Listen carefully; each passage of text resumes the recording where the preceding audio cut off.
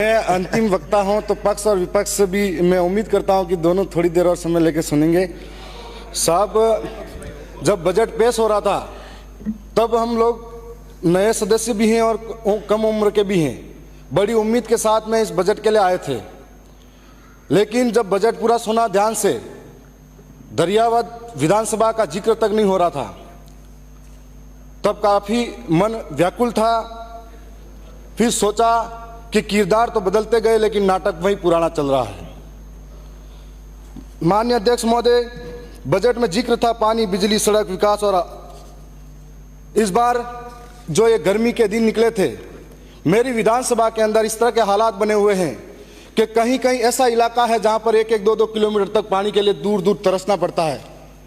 कोई पानी की व्यवस्था नहीं है। साथ में बिजली की बात करें तो बिजली का आलम यह है कि क्षेत्र के अंदर में सिर्फ पूरे राजस्थान का यह हाल है कि कब बिजली जा रही है कब आ रही है कोई पता नहीं है।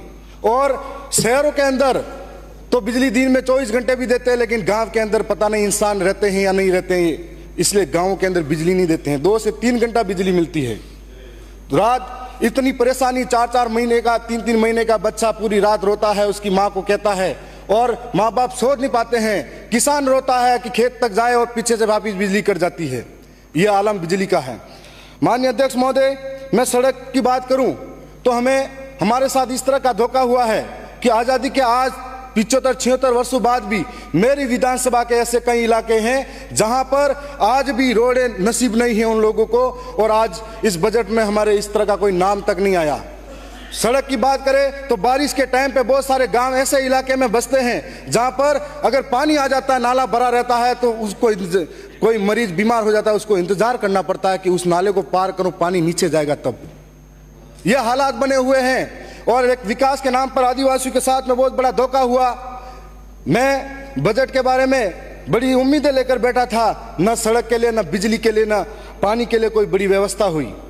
साथ में मैं कहना चाहूंगा कि माननीय शिक्षा मंत्री जी, ये बहुत बड़ा जिम्मेदारी वाला पद होता है, और उन्होंने बड़े शान से ये कहा कि आदिवासी इनके बाप की औलाद है कि नहीं, इनके डीएनए की जांच करनी चाहिए। तब मैं ये कहना चाहूंगा, ये बजट का पार्ट नहीं। माननीय अध्यक्ष महोदय, बजट का पार्ट नहीं है। बजट पे बोलिए। मैं ये कहना चाहूंगा, माननीय साहब बजट पे बोलिए। मैं बजट पे ही आ रहा हूँ। ये बजट पे नहीं, आ जाइए, 3 मिनट ही है आपके पास। माननीय अध्यक्ष महोदय, मैं ये कहना चाहूंगा कि एक जिम्मेदारी वाले पद पर उनको आदिवासी अंचल के अंदर शिक्षा की व्यवस्था कैसी है, इस व्यवस्था की तरफ झांकना चाहिए था। हम लोगों ने मांग की थी कि 45-50 किलोमीटर दूर दूर तक मेरे भाई, मेरे जैसे नौजवान, मेरी बहनें जिनके लिए महाविद्यालय नहीं है उस क्षेत्र के अंदर, 45-50 किलोमीटर दूर दूर तक महाविद्यालय के लिए जाना पड़ता है। एक महाविद्यालय है जिसके अंदर 80 सीटें हैं, उनको बढ़ाने के लिए मैंने पीजी के लिए बात रखी थी, नहीं कर पाए। और आज ये आलम है कि हम लोग आर्थिक रूप से सक्षम नहीं है। पढ़ने वाला नौजवान प्राइवेट स्कूलों की फीस भरने के लिए अहमदाबाद, बंबई, गुजरात तक मजदूरी करने जाता है।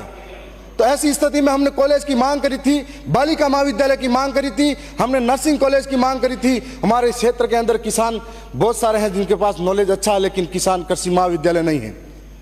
आज इस क्षेत्र के अंदर हम लोग इसीलिए कहना चाहते हैं कि आदिवासी को गाली देना आसान है, लेकिन उनकी समस्या समझने को तैयार नहीं है। आदिवासी इलाके के अंदर आपने, सरकार ने 100 स्कूलें, कर्मोन्नत और 50 विद्यालय नए खोलने की बात कही है। मेरे वहां पर ऐसे कई महाविद्यालय हैं जिनकी स्थिति यह है कि जर्जर भवन हो रहे हैं। जिंदगी हाथ पे लेकर बच्चे स्कूल के अंदर बैठते हैं, कोई पेड़ के नीचे पढ़ाई कर रहा है। और इस स्थिति के अंदर हम ये सोचते हैं, उम्मीद थी कि इस बार नए स्कूल कर्मोन्नत भी होंगे और नए हमको भवन भी मिलेंगे। आज जो देश का निर्माण करने वाला बच्चा है, आने वाला भविष्य है, उसके लिए शिक्षा की कोई व्यवस्था नहीं है। इस तरीके से हमारे साथ बहुत बड़ा अन्याय और धोखा होता जा रहा है। अगर बजट सत्र के अंदर बहुत बड़ी उम्मीदें थी, और साथ में जो खाद बीज की बात किसानों के साथ की जाती है, अभी हाल ही में बीज दिया गया था। ऐसी स्थिति थी कि 30% लोगों को बीज बांटा गया, 70% को नहीं मिला, और आपस में गांव में लोग लड़ाते रह गए और जनप्रतिनिधियों के साथ गाली गलौज करने पे उतर गए।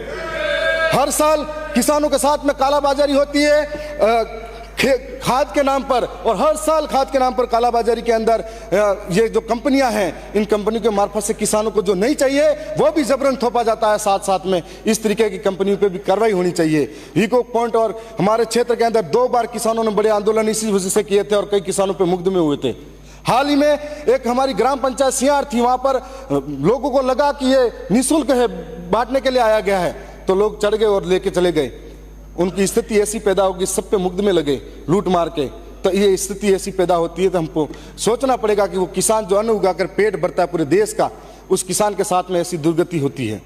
माननीय अध्यक्ष महोदय, ट्राइबल क्षेत्र के अंदर हम अगर शिक्षा की फिर भी बात करें तो हमारे इलाके के अंदर जो 12वीं 11वीं कक्षाएं हैं उनके अंदर व्याख्याताओं की कमी है, कोई पढ़ाने वाला नहीं है। जो संविदा पर लगे हुए थे उनको भी बाहर निकाल दिया, थोड़ी बहुत जानकारी देते थे और बाहर निकाला तो ठीक है। माननीय अध्यक्ष महोदय, मैं ज्यादा टाइम नहीं लूंगा। मैं यही कहना चाहूंगा कि हमारे इलाके के अंदर आज संविधान के अंदर 5वीं अनुसूची है, इस 5वीं अनुसूची का जिक्र संविधान के अंदर सदन के अंदर होना चाहिए।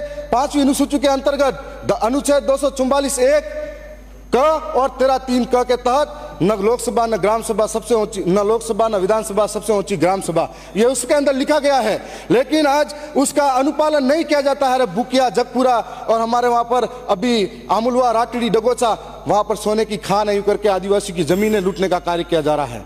माननीय अध्यक्ष महोदय, मैं आपके लिए समान है।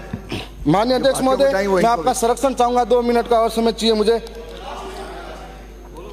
महात्मा गांधी नरेगा कार्य वालों के अंदर लेबर को जो पेमेंट दिया जाता आज कम है। हम लोग दाल, मिर्ची और सारी चीजें महंगी होती जा रही है, तो आज इनके लिए लेबर का पेमेंट जो बढ़ाया जाए और नरेगा के जो मेड है उनके लिए स्थायी पहचान। मैं लास्ट 1-2 लाइनें कह के समाप्त कर रहा हूं। देखो मुझे कि जनता की आवाज सुनो, जनता है नाराज सुनो, कल तक जो खामोशी थी चीख रही है आज सुनो, क्रांति का आगाज सुनो, गिरने वाली गाज सुनो, सहा बहुत है अब तक हमने बदल रहा अंदाज सुनो, जनता का है राज सुनो, जनता ही सरताज सुनो, बने रहोगे कब तक हमारे जनता की आवाज सुनो।